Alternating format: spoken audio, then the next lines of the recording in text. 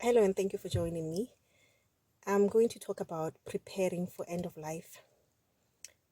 Usually, this would be because somebody has an illness that is chronic, and they already know, the medical staff would have known that they they may not make it for a certain amount of time. Like sometimes people will be told they won't make it past 6 months, or they just know that they are so ill that they may pass on. So it's very important to understand the prognosis. If you're the person who is in end of life, again, it could be anybody, it could be a baby, it could be so. Obviously, it should be age appropriate to let the person understand that prognosis. That is what the illness is, how they're likely to see the symptoms, how the symptoms present. And there is information. You can ask health professionals if there's something that you don't understand, ask them to simplify things, or if you don't have a lot of resources, you can read online. A lot of people now have got access to the internet.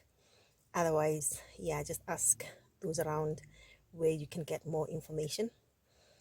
And then it's very important to tell your family members how you would like to be cared for. Sometimes people are put in end of life, but they're still able to speak, they're still able to function well. So at this point, it's quite important to tell people around you. But it's also important, I feel that even those of us who are not on end of life, it's very important at this point. For example, I myself have already told my family, close people, some of the things that I would like done should I pass on, because we never know when an illness is going to come. You don't know how quickly, you may deteriorate as well.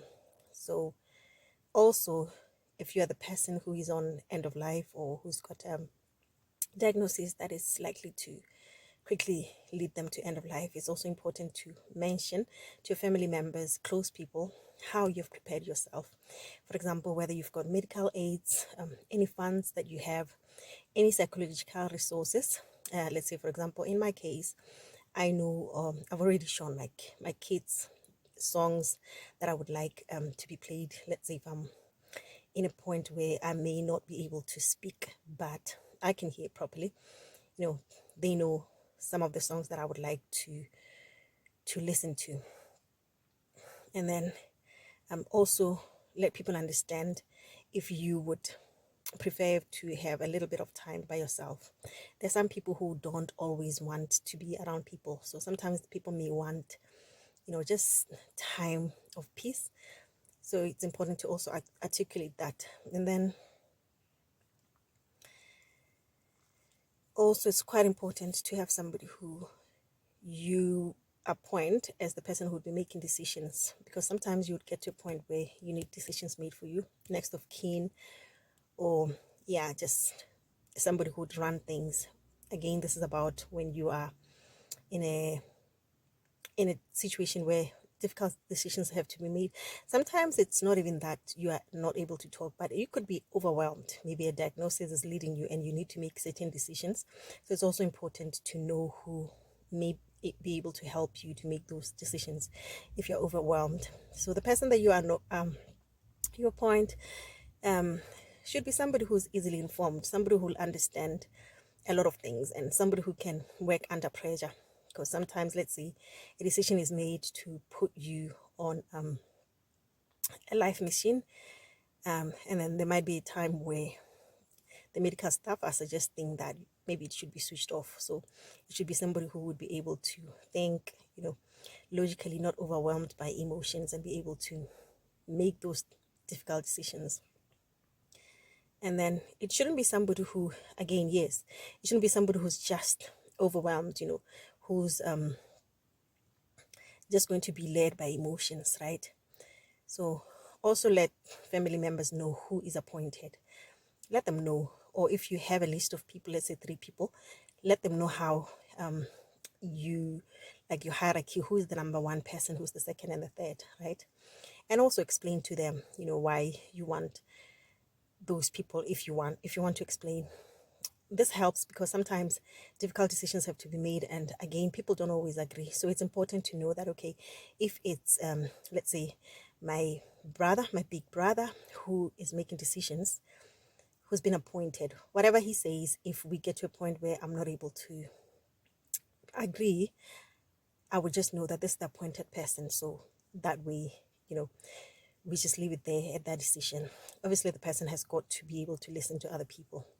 And then there's some things again that you need to communicate, things about like how your body should be handled, you know, should you get into a critical condition, would you like, for example, to go on treatments, other invasive treatments, or would you just prefer to be allowed to rest in peace, right?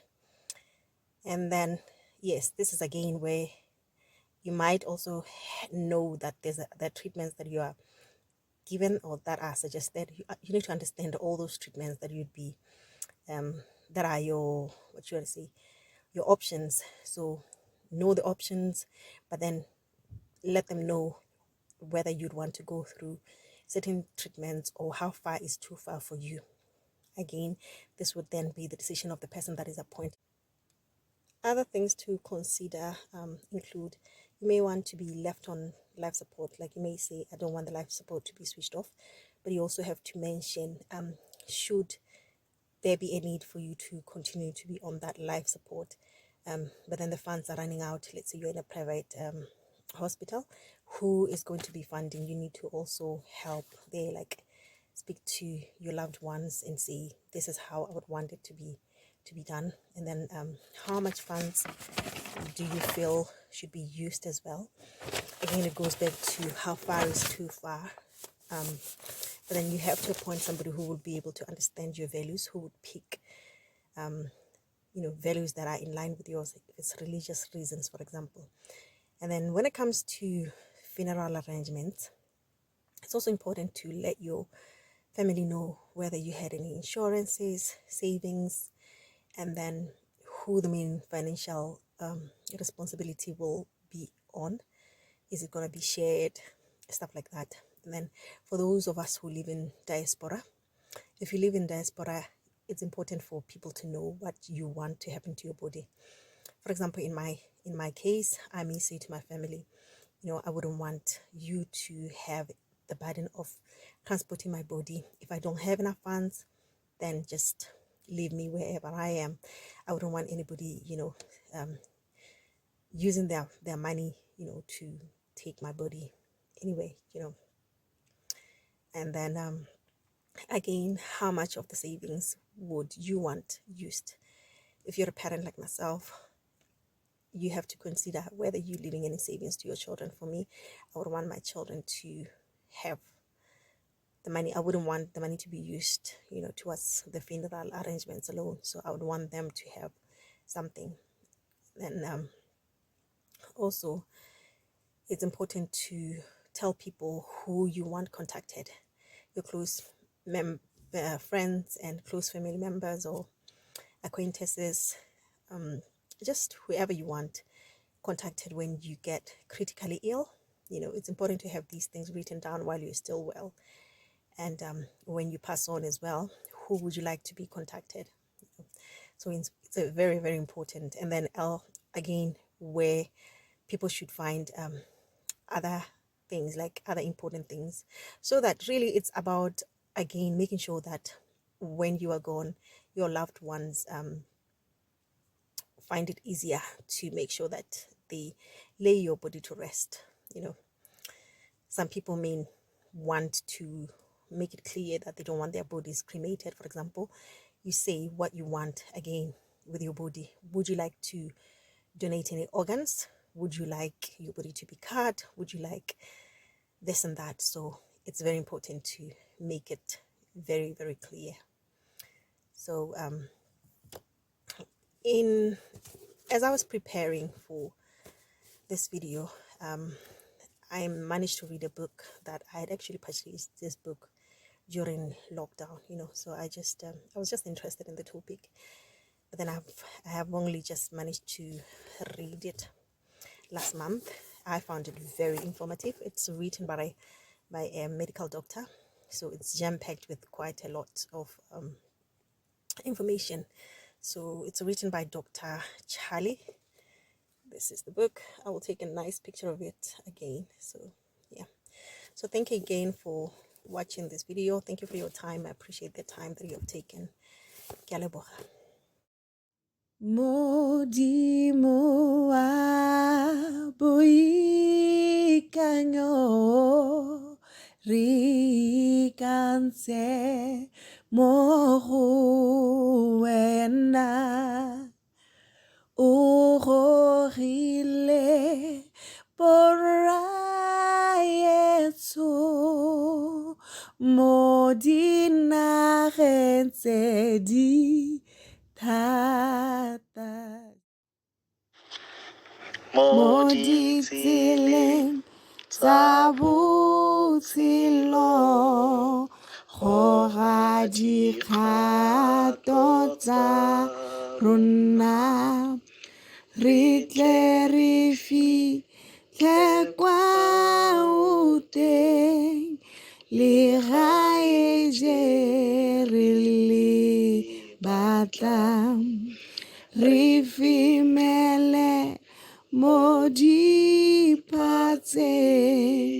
re se digelwe ke sepe re neye se re se tlhokang dijo le tse di aparwang thuso e re a ilopa mo botlalong jwa gago ra mme re tla go itshenkela re go direle ka metlha modimo wa boikanyo re kanya mo go wena o gogile boraetso mo dilemong tsa lenyora mo ditseleng tsa botshelo go